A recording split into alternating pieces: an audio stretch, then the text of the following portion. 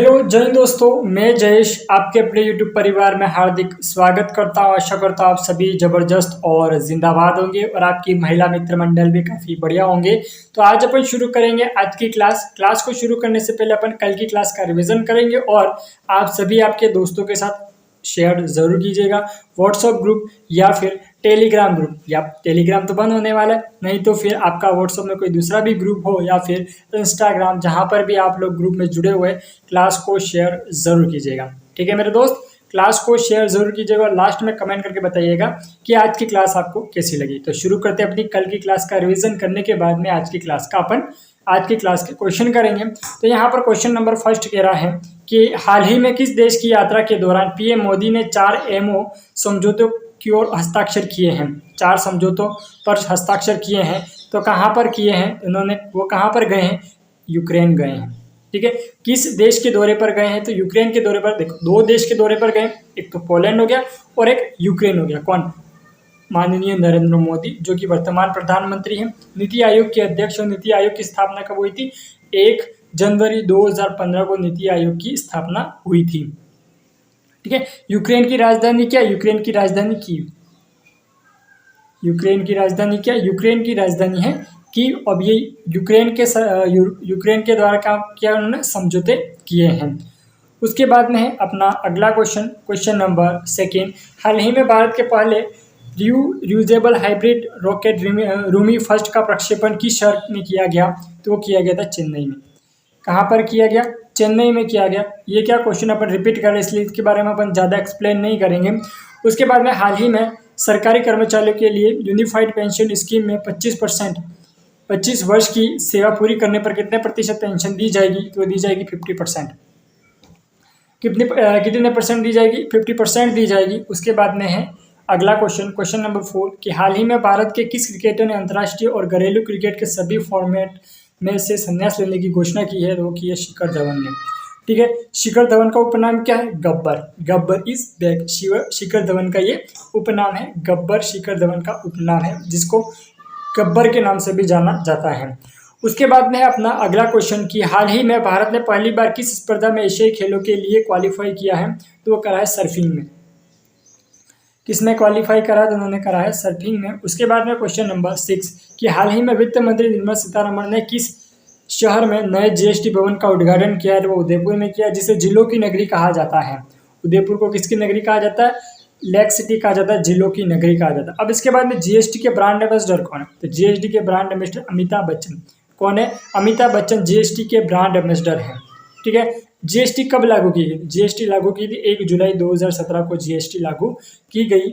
उसके बाद में अपना अगला क्वेश्चन नंबर 7 कि हाल ही में लुसाने डायमंड लीग में नीरज चोपड़ा कौन से स्थान पर है? दूसरे स्थान पर। और पहले स्थान पर कौन है? Anderson Peters. दूसरे स्थान पर नीरज चोपड़ा है और पहले स्थान पर कौन है? पहले स्थान पर एंडरसन पीटर्स। ठीक है, वहां पर नीरज चोपड़ा को कौन सा मेडल जीता? सिल्वर मेडल उन्होंने जीता है। हाल ही में बांग्लादेश ने टेस्ट क्रिकेट के इतिहास में पहली बार किस टीम को हराया है? ठीक है, बांग्लादेश ने पहली बार किस टीम को हराया है? तो उन्होंने हराया है श्रीलंका। किसको हराया है? श्रीलंका को हरा दिया है। उसके बाद में क्वेश्चन नंबर 9 कि हाल ही में किस संगठन ने अमेजन के विनिर्मीकरण के लिए विश्व का पहला कार्बन निष्कासन ब्रांड जारी किया है? तो वो करा है वर्ल्ड बैंक ने। किसने जारी करा है? वर्ल्ड बैंक ने करा है, विश्व बैंक ने जारी करा है। ठीक है, उसके बाद में अपना अगला क्वेश्चन नंबर 10 कि अमेरिका देश में किस भगवान की प्रतिमा स्टैच्यू ऑफ यूनियन स्थापित की गई है? तो वो करी गई है हनुमान जी की। ठीक है, किसकी करेगी? हनुमान जी की करेगी। और कितने फीट ऊंची ये प्रतिमा है? तो ये फीट है 90 फीट ऊंची प्रतिमा है। ठीक है, कितने फीट ऊंची प्रतिमा? 90 फीट ऊंची प्रतिमा। उसके बाद में दुनिया की सबसे ऊंची प्रतिमा किसकी है? तो 182 फीट। किसकी है? सरदार वल्लभ भाई पटेल की। ठीक है, सरदार वल्लभ भाई पटेल को सरदार की उपाधि किसने दी थी? तो बारडोली की महिलाओं ने दी थी। ठीक है, उसके बाद स्टैच्यू ऑफ यूनिटी कहाँ पर है? तो गुजरात में नर्मदा नदी के किनारे है। ठीक है, उसके बाद में है अपने आज की क्लास। ठीक है, 28 अगस्त 2024 दैनिक समसामयिकी जो कि सभी परीक्षाओं को क्या करेगा? नस्त नाबूद करेगा। क्या करेगा? सभी परीक्षाओं को नस्त नाबूद करेगा। तो क्लास को आपने अभी तक भी लाइक नहीं करा तो मेरे दोस्त लाइक जरूर कीजिएगा और शेयर भी नहीं करा तो शेयर कीजिएगा और मुझे कमेंट करके बताइएगा कि मेरा ये जो पढ़ाने का पैटर्न है वो आपको कैसा लगा। ठीक है। बाकी क्लास को अधिक से अधिक आपके दोस्तों के साथ शेयर जरूर कीजिएगा, ठीक है। अब उसके बाद में अपन पढ़ते हैं question number first. Question number first कह रहा है कि केंद्र शासित प्रदेश लद्दाख में 5 नए जिले कौन कौन से बने हैं, ठीक है। तो यहाँ पर 5 जिले बने, एक तो बना जास्कर, दास, शाम, दुबरा और जांगथांग, ठीक है। 5 जिले बने हैं, ठीक है। और उसके बाद में पहले कितने जिले थे? 2 जिले थे। कौन कौन से थे? एक तो थे लेह और एक था कारगिल। कौन से जिले थे? 2 जिले थे। कौन कौन से थे? एक तो लेह और एक कारगिल, 2 जिले थे किसके? लद्दाख के। और लद्दाख की राजधानी क्या? लेह ही लद्दाख की राजधानी है। और ये जो लद्दाख है उसको केंद्र शासित प्रदेश में कब शामिल किया गया था? तो 31 अक्टूबर को लद्दाख को केंद्र शासित प्रदेश में शामिल किया गया था। 31 अक्टूबर 2019 को लद्दाख को केंद्र शासित प्रदेश में शामिल किया गया था, जिससे भारत में कितने केंद्र शासित प्रदेश बन गए? 8 केंद्र शासित प्रदेश बन गए। और जम्मू कश्मीर को भी इसी डेट को शामिल किया गया था, 31 अक्टूबर 2019 को शामिल किया गया था, ठीक है मेरे दोस्त। अब लद्दाख में वर्तमान में कुल कितने जिले हैं? तो वहाँ पर 7 जिले होंगे। पहले 2 थे, कौन कौन से? तो मैंने आपको बता दिया, लेह और कारगिल 2 जिले थे। अब उसके बाद में वर्तमान में कितने जिले हो गए? तो वर्तमान में 5 जिले हो गए, ठीक है। लद्दाख की राजधानी क्या है? लद्दाख की राजधानी लेह है। और लद्दाख के राष्ट्रपति कौन है? तो जो लद्दाख के राष्ट्रपति है बी डी मिश्रा लद्दाख के राष्ट्रपति हैं। उसके बाद में है प्रमुख केंद्र शासित प्रदेशों का गठन। प्रमुख केंद्र शासित प्रदेशों का गठन, दिल्ली का गठन कब किया गया था? तो 12 फरवरी 1931 को दिल्ली का गठन किया गया था। दिल्ली का गठन कब किया गया था? 12 फरवरी 1931 को दिल्ली का गठन किया गया था। पुडुचेरी का गठन कब किया गया था? 1 नवंबर 1954 को। लक्षद्वीप का गठन कब किया गया था? 1 नवंबर 1956 को, ठीक है। दिल्ली का गठन कब किया गया था? 12 फरवरी 1931 को। पुडुचेरी का 1 नवंबर 1954 को। उसके बाद में लक्षद्वीप का गठन 1 नवंबर 1956 को किया गया था। सुभद्रा योजना किस राज्य में शुरू की गई? तो ये उड़ीसा राज्य में शुरू की गई। किस राज्य में शुरू की गई? उड़ीसा राज्य में शुरू की गई। अब इस योजना के तहत 21 से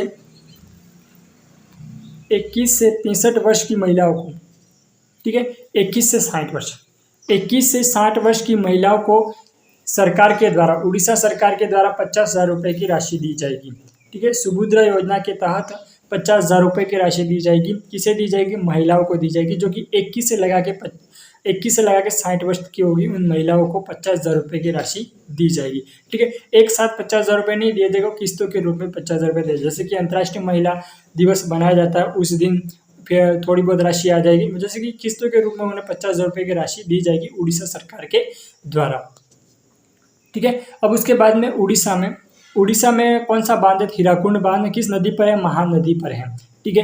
हीराकुंड बांध कौन सी नदी पर है? तो हीराकुंड बांध महानदी पर बना हुआ है। उसके बाद में अपन प्रमुख योजनाएं पढ़ लेते, जो कि अपनी लल्लन टॉप योजनाएं हैं, ठीक है। मुख्यमंत्री युवा उद्यम विकास अभियान योजना कहाँ की है? तो ये है उत्तर प्रदेश की। कहाँ की है? यूपी की है। उसके बाद में हिम उन्नति योजना कहाँ शुरू की गई? हिमाचल प्रदेश में। मुख्यमंत्री माझी लड़की बहन योजना महाराष्ट्र में। उपवन योजना उत्तर प्रदेश में। उसके बाद में मुख्यमंत्री युवा कार्य परीक्षण योजना महाराष्ट्र में। लाडला भाई योजना महाराष्ट्र में। मुख्यमंत्री मंगला पशु बीमा योजना राजस्थान में शुरू की गई। उसके बाद में मुख्यमंत्री बेटी स्वावलंबी योजना झारखंड राज्य में शुरू की गई थी। उसके बाद में मुत्रियल कंपोम योजना कहाँ शुरू की गई? तमिलनाडु में शुरू की गई। तमिलनाडु के मुख्यमंत्री कौन है? एम के स्टालिन। कौन है? एम के स्टालिन तमिलनाडु के मुख्यमंत्री हैं। उसके बाद में तमिलनाडु के गवर्नर कौन है? तो आर एन रवि तमिलनाडु के गवर्नर हैं। उसके बाद में तमिलनाडु का जो डांस है वो कौन सा है? तो वो है भारतनाट्यम, जो कि तमिलनाडु का क्लासिकल डांस है। उसके बाद में राजीव गांधी सिविल अभ्यस्त योजना कहाँ शुरू की गई? तो तेलंगाना में शुरू की। ग्रामीण मित्र शक्ति योजना कहाँ पर शुरू की? गोवा में शुरू की। गोवा के राजधानी क्या है? तो गोवा की राजधानी पणजी है। उसके बाद में साउथ एशिया का सबसे बड़ा स्काई डेक कहाँ बनेगा? तो ये जो बनेगा वो बनेगा बेंगलुरु में। कहाँ पर बनेगा? बेंगलुरु में बनेगा। और भारत का पहला डाक पोस्ट, ठीक है, भारत का पहला डाक पोस्ट कहाँ पर बनेगा? तो ये भी बेंगलुरु में ही बना है। उसके बाद में ड्राइवरलेस मेट्रो कहाँ शुरू की गई? पहली ड्राइवरलेस मेट्रो कहाँ शुरू की गई, तो ये बेंगलुरु में शुरू की गई थी। उसके बाद में पहली मेट्रो कहाँ पर शुरू की गई थी, कोलकाता में शुरू की गई थी। ठीक है, पहली मेट्रो ट्रेन कोलकाता में शुरू की गई। पहली ड्राइवरलेस मेट्रो ट्रेन कहाँ पर शुरू की गई, तो बेंगलुरु में शुरू की गई थी। ठीक है, और 3D प्रिंटेड डाक ऑफिस कहाँ पर था, तो वो भी था बेंगलुरु में। ठीक है, 3D प्रिंटेड डाक ऑफिस कहाँ पर है, तो वो भी बेंगलुरु में है। उसके बाद में है अपने करंट अफेयर के कुछ ललन टॉप प्रश्न कि भारत का पहला कृषि डेटा एक्सचेंज कहाँ पर बनेगा, तो बनेगा हैदराबाद में। ठीक है, राष्ट्रीय पुलिस एकेडमी, सरदार वल्लभ भाई पटेल राष्ट्रीय पुलिस एकेडमी कहाँ पर है, हैदराबाद में है। उसके बाद में भारत का पहला ड्रोन प्रशिक्षण केंद्र कहाँ पर होगा, तमिलनाडु में।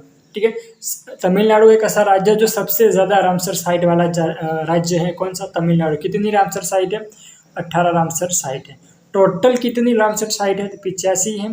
पहले कितनी थी, 82 थी। अभी वर्तमान में कितनी बढ़ गई, 3 बढ़ चुकी है। ठीक है, उसके बाद में भारत का पहला मत्स्य पालन अटल इंक्यूबेशन सेंटर कहाँ खोला जाएगा, तो केरल में खोला जाएगा। सपनों की उड़ान ई पत्रिका किस मंत्रालय के द्वारा लॉन्च की जाएगी, तो वो की जाएगी शिक्षा मंत्रालय के द्वारा। अब शिक्षा मंत्रालय के मंत्री कौन है, कैबिनेट मंत्री की जो मैंने क्लास ली थी उसमें मैंने आपको बताया था कि शिक्षा मंत्रालय के मंत्री कौन है, तो मेरे दोस्त शिक्षा मंत्रालय के मंत्री हैं धर्मेंद्र प्रधान। कौन है, शिक्षा मंत्रालय के मंत्री कौन है, धर्मेंद्र प्रधान है। ठीक है, उसके बाद में जो अपने फर्स्ट एजुकेशन पॉलिसी कब लाई गई थी, तो फर्स्ट एजुकेशन पॉलिसी लाई गई थी 1968 में। उसके बाद में सेकंड कब आई थी, 1986 में। उसके बाद में थर्ड कब आई थी, 2020 में। ठीक है, उसके बाद में भारत के पहले शिक्षा मंत्री कौन थे, तो अबुल कलाम आज़ाद। कौन थे, अबुल कलाम आज़ाद भारत के पहले शिक्षा मंत्री थे। सबसे पहले भारत के शिक्षा मंत्री कौन बने थे, अबुल कलाम आज़ाद भारत के पहले शिक्षा मंत्री थे। उसके बाद में फर्स्ट एजुकेशन पॉलिसी कब लाई गई थी, 1968 में। उसके बाद में सेकंड कब लाई गई थी, 1986 में। उसके बाद में थर्ड कब लाई गई थी, 2020 में। ठीक है मेरे दोस्त, अब उसके बाद में वित्त मंत्रालय किसके अंतर्गत रहता है, तो वित्त मंत्रालय निर्मला सीतारमण और उसके गृह मंत्रालय अमित शाह। उसके बाद में अपना हाल ही में शुरू की गई कुछ लल्लन टॉप योजनाएं स्कीम, रायथू भरोसा योजना कहाँ की है, तो ये है तेलंगाना की। ठीक है, रायथू भरोसा योजना कहाँ की है, तेलंगाना की है। पारो लाओ पैसो पाओ अभियान कहाँ का है, तो ये उत्तराखंड का है। स्कूल ऑन व्हील्स मणिपुर का है। चिराग योजना हरियाणा की है। ठीक है, हरियाणा से रिलेटेड अभी यूपी पुलिस के जो भी एग्जाम हो रहे हैं उनमें बहुत ज़्यादा प्रश्न पूछे जा रहे हैं। एक बात हमेशा याद रखना, ये जो करंट अफेयर की आप क्लास ले रहे हो ना, वो हर एग्जाम के लिए है।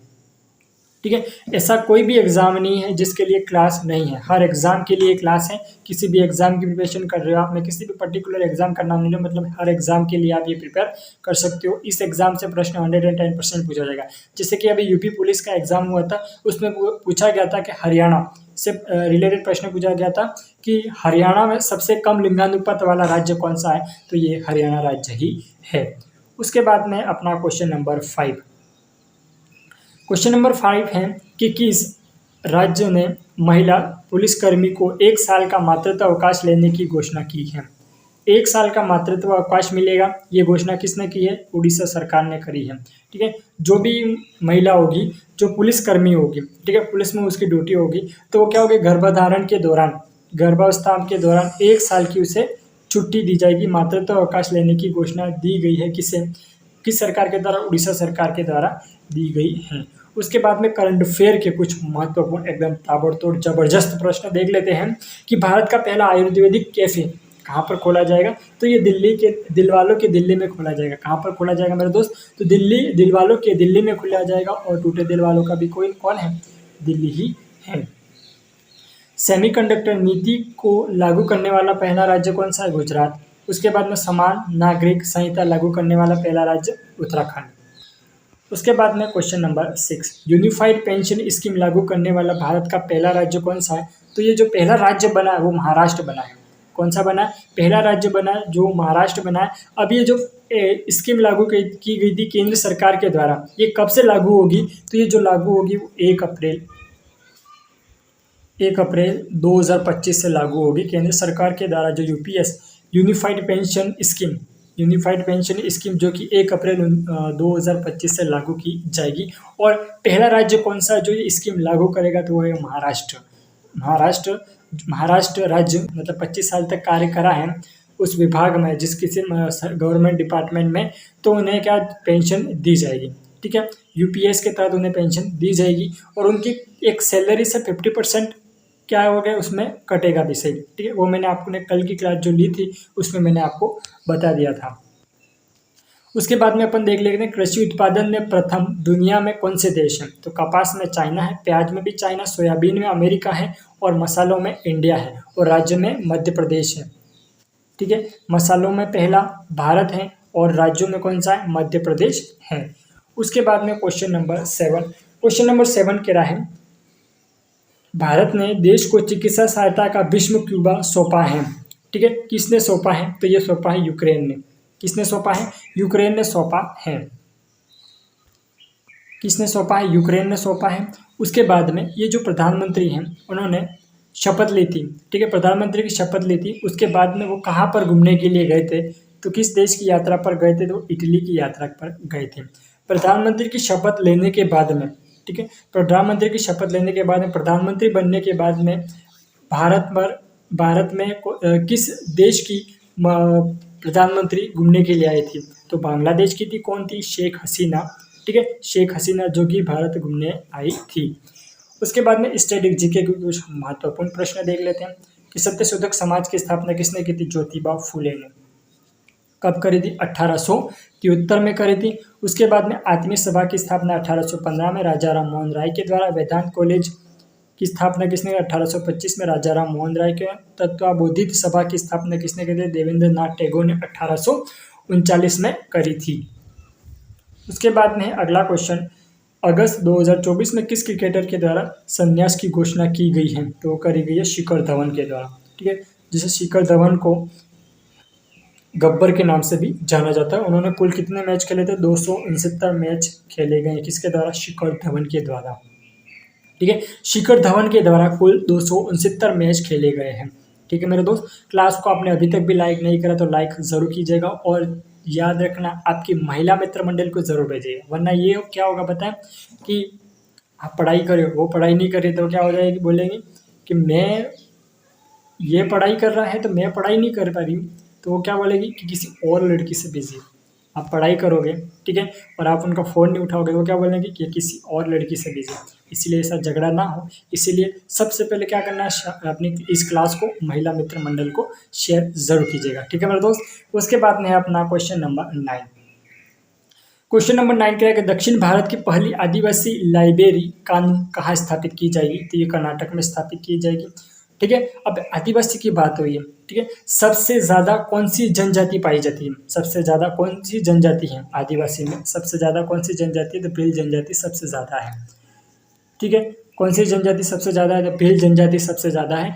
आदिवासी दिवस कब मनाया जाता है, 9 अगस्त को मनाया जाता है और यूएनओ के द्वारा कब घोषित किया गया था, 1994 में यूएनओ के द्वारा घोषित किया गया था विश्व आदिवासी दिवस को।